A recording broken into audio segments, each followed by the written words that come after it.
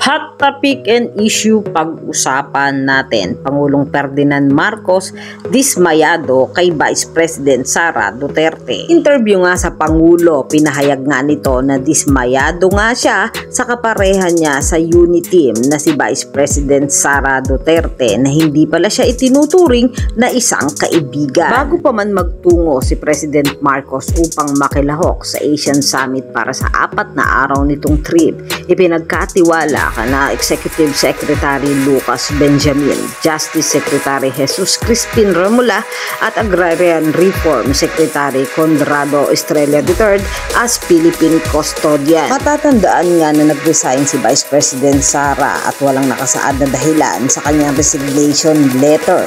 Kaya sinabi ng Pangulo na hindi na parte si Vice President Sara ng kanyang administrasyon at kahit ito ay nananatiling nasa gobyerno, nagbitiw naman ito sa kanyang administrasyon. Kaya unfair naman aniya na ipagkatiwala kay Vice President Sara ang duty niya at matatandaan din noong September sa interview ni Vice President Sara na banggit nito na never again na tumakbo siya kasama ang mga Marcoses at sinabing hindi sila magkaibigan at magkakilala at nagkausap lang sila during campaign. Yan ang mga hot topic and issue dito lamang sa Tambalang JK.